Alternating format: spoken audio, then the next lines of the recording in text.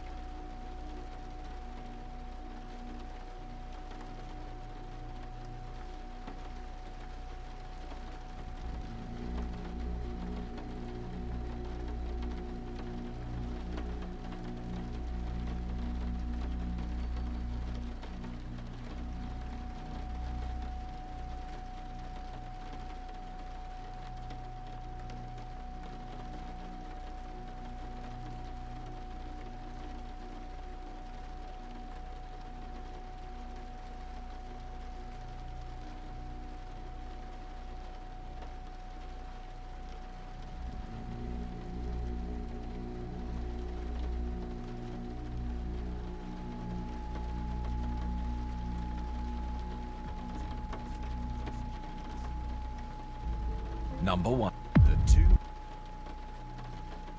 The two most dangerous giants in the Bible. Number 1. Og, king of Bashan.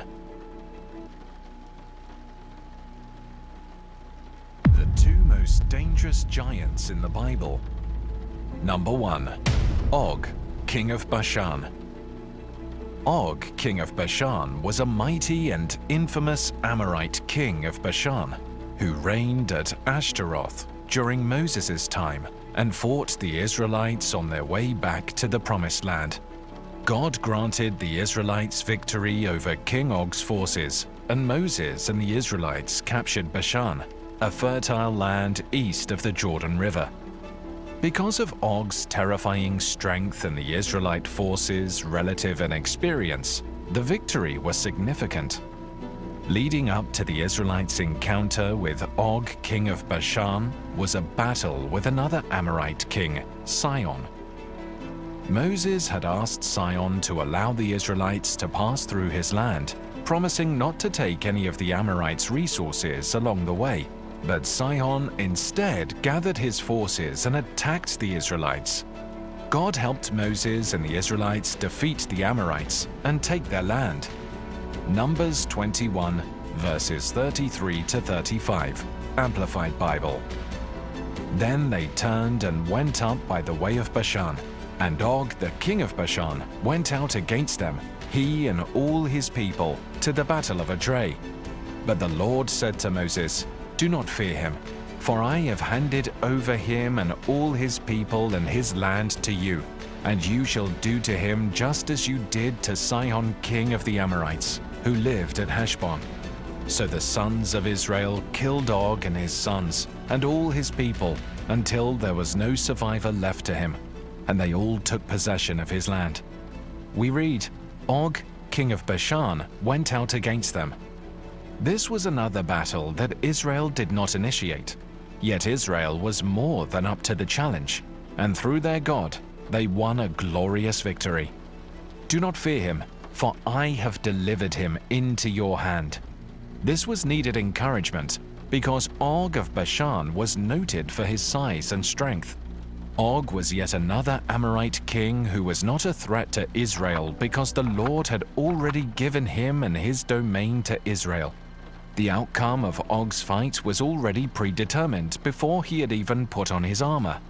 The battle between Og's forces and Moses' forces is described in Deuteronomy.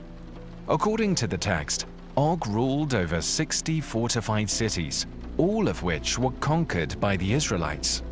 This gave Israel more territory to occupy on the east side of the Jordan River, and it demonstrated to them that they could overcome the mighty enemies they would face on the west side of the Jordan River through the power of God. Deuteronomy 3, verses 3 to 7. So the Lord our God also gave into our hands Og, king of Bashan, and all his army. We struck them down, leaving no survivors. At that time we took all his cities. There was not one of the 60 cities that we did not take from them. The whole region of Argob, Og's kingdom in Bashan. All these cities were fortified with high walls and with gates and bars, and there were also a great many unwalled villages. We completely destroyed them, as we had done with Sihon, king of Heshbon, destroying every city, men, women, and children. But all the livestock and the plunder from their cities we carried off for ourselves. Like Sihon, Og led his entire army into battle against Israel, and in the case of Sihon, God had already decided to hand over the king, along with his whole army and land, to Israel. Israel destroyed the entire population and took control of all 60 cities in Og's kingdom, which had the same high walls as Sihon. When God chose to hand over an enemy to his people, even strong fortified cities were no match for the enemy. In the future, when they arrive in Jericho, the most striking illustration of that reality would take place there. He was also a huge man, with an iron bed that was 9 cubits long and 4 cubits wide, 13.5 feet long and 6 feet wide. The inclusion of this detail highlights Og's size. A man needing this size bed was most likely tall, 10 or 11 feet. Israel triumphed against Sihon and Og and took control of their extensive lands on the east bank of the Jordan River after they were vanquished. It was obvious that Og was not a weak ruler. Israel does not have any reason to be anxious regarding the size of its opponents. All that was required of them was to recall how powerful their God was. Deuteronomy 3, verse 11, Amplified Bible. For only Og, king of Bashan, was left of the remnant of the giants known as the Rephaim. Behold, his bed frame was a bed frame of iron. Is it not in Rabbah of the Amorites? It was 9 cubits, 12 feet long, and 4 cubits, 6 feet wide. Using the cubit of a man, the forearm to the end of the middle finger. His colossal bed had become famous, and no doubt had been saved as a memento. The news of the victory spread quickly, instilling fear in the hearts of those in Canaan. Rahab, a Jericho prostitute, believed the Lord had power even over that heavily fortified city because she and others had heard of the victory over Sihon and Og. Joshua 2 verse 10, Amplified Bible. For we have heard how the Lord dried up the water of the Red Sea for you when you came out of Egypt, and what you did to the 2 kings of the Amorites who were beyond the Jordan on the east, to Sihon and Og, whom you utterly destroyed. Joshua 9 verses 9 to 10, Amplified Bible. They said to him, Your servants have come from a country that is very far away, because of the fame of the Lord your God. For we have heard the news about him, and all the remarkable things that he did in Egypt, and everything that he did to the 2 kings of the Amorites, who were beyond the Jordan, to Sihon, the king of Heshbon, and to Og, the king of Bashan, who lived in Ashtaroth. Moses used the victory to encourage the Israelites as he left them in charge of Joshua and about to enter Canaan. Deuteronomy 31 verse 4. Psalm 135 verses 7 to 11. Who causes the vapors to arise from the ends of the earth? Who makes lightnings for the rain? Who brings the wind out of his storehouses? Who smote the firstborn of Egypt, both of man and beast? Who sent signs and wonders into the midst of you, O Egypt, upon Pharaoh and all his servants? Who smote nations, many and great, and slew mighty kings, Sihon, king of the Amorites, Og, king of Bashan, and all the kingdoms of Canaan. Psalm 136, verses 18 to 20. And slew famous kings, for his mercy and loving kindness endure forever, Sihon, king of the Amorites, for his mercy and loving kindness endure forever, and Og, king of Bashan, for his mercy and loving kindness endure forever. According to Deuteronomy 3 verse 11, Og was an offspring of the Rephites, indicating a man of great stature or giant. Joshua 12 verse 4, Amplified Bible. And the territory of Og, king of Bashan, one of the remnant of the Rephaim, who lived at Ashtaroth and at Edrei. Og is referred to as the last of the Rephaim in Deuteronomy 3 verse 11, and later in the books of Numbers and Joshua. Rephaim is a Hebrew word for giants. The Rephites or Rephaim were a people who lived in Canaan and elsewhere during Moses and Joshua's time. The term Rephites is descriptive, not an ethnic one. It means terrible ones. The Rephaim were battle-hardened giants. When the Israelites first attempted to enter the Promised Land, spies reported that it was inhabited by giants known as Nephilim and sons of Anak. The repeated references to the Rephaim in these first 3 chapters demonstrate that Israel, when trusting in God, was more than capable of defeating this fearsome warrior race. It also demonstrates that their fear of these men was unfounded in Numbers 13 when they refused to enter the Promised Land. Their excuses are shown to be weaker in the light of the next generation's victories. Nothing is too difficult for God. nothing is impossible for him. Matthew 19, verse 26. But Jesus looked at them and said, "With man this is impossible, but with God all things are possible." Number 2. Goliath. Goliath was a Philistine giant. The Philistines are the Israelites' foes, and they were gathered for a war at this time. It wasn't long ago that the Philistines were thoroughly beaten, but now they're making a comeback. They descended on Israelite territory and appeared to have taken possession of some of it as they camped in a Judah-controlled area. 1 Samuel 17, verses 1 to 3.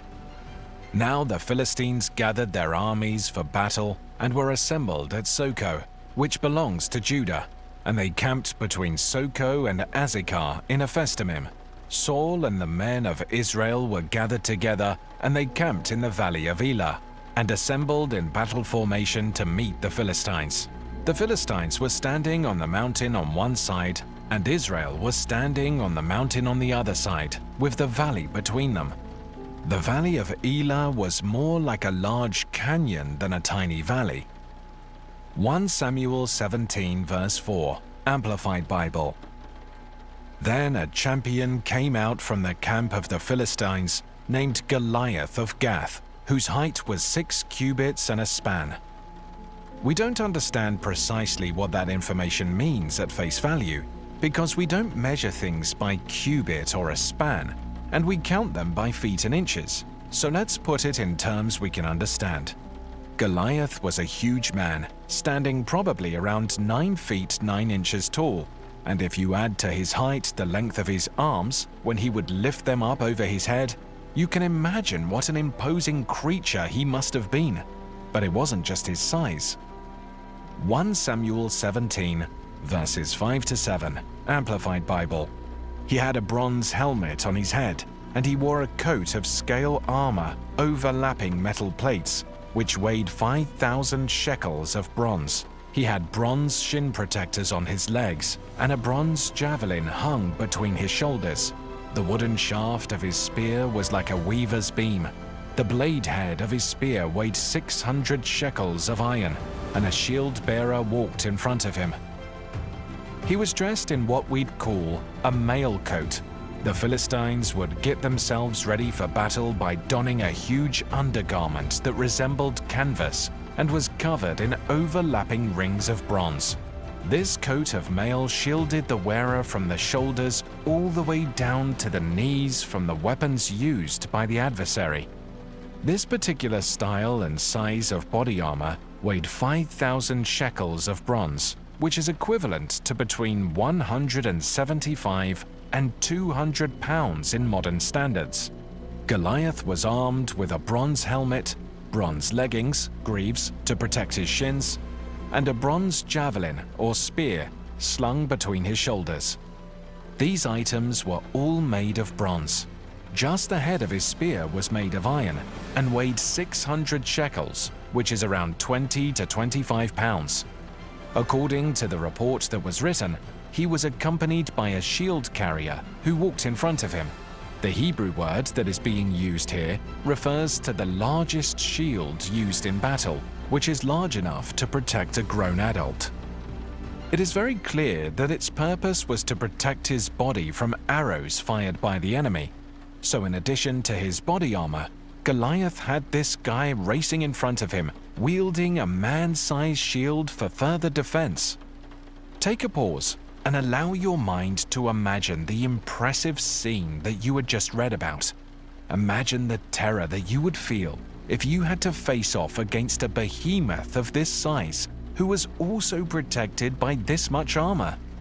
Undoubtedly, the odds are stacked against anyone foolish enough to face him in battle. Notice what this giant warrior did.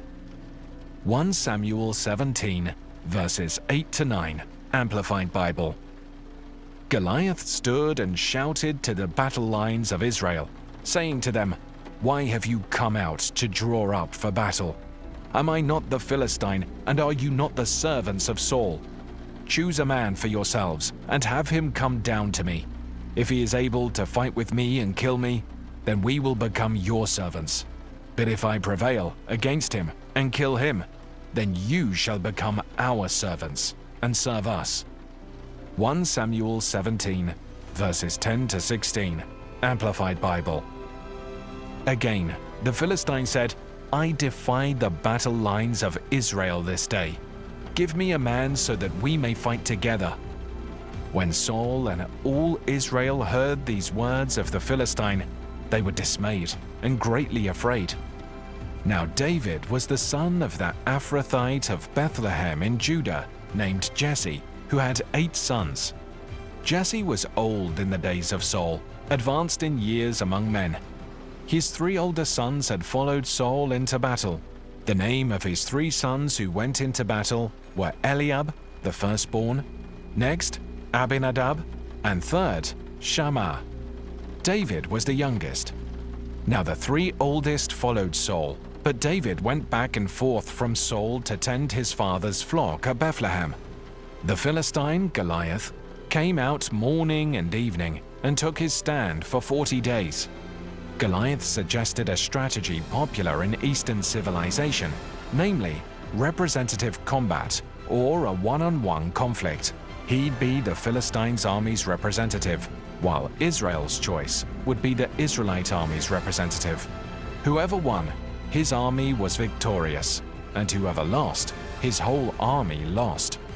Over the course of a good month and a half, he paraded out there every morning and evening, boasting about his size and his power, and daring anyone to fight him.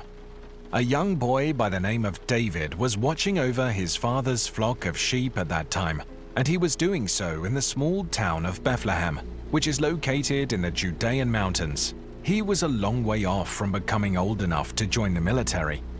In point of fact, David most likely was not aware of the situation that existed between the Israelites and the Philistines at the time. It's possible that he hasn't even heard of Goliath.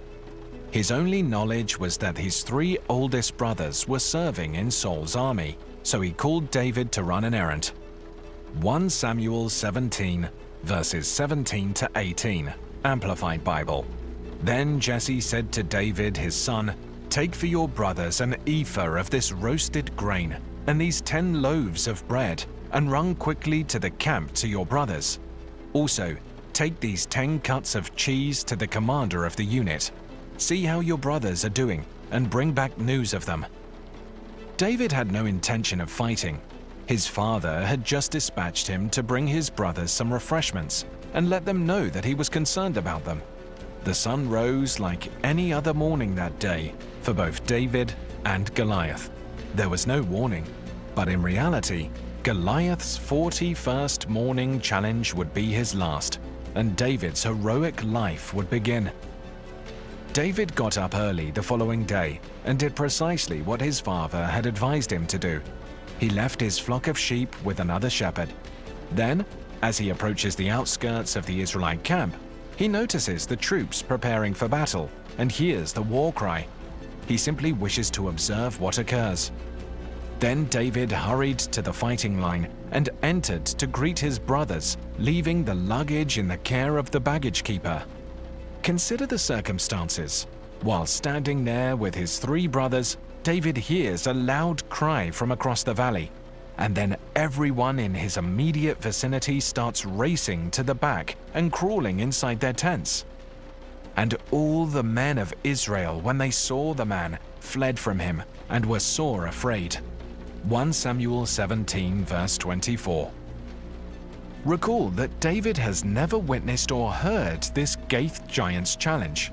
He sees a giant of a man wrapped in armor, screaming threats and defiance and cursing the God of Israel as he looks across the battlefield. Remember now, this is the 41st day the Israelites have encountered Goliath, but this is the first time it's happened to David. 1 Samuel 17, verses 26 to 27, Amplified Bible. Then David spoke to the men who were standing by him. "What will be done for the man who kills this Philistine and removes the disgrace of his taunting from Israel? For who is this uncircumcised Philistine that he has taunted and defied the armies of the living God?" The men told him, "That is what will be done for the man who kills him. Saul had developed a scheme to entice the giant to die. The problem was that he was the only man in Israel's camp who was capable of fighting Goliath.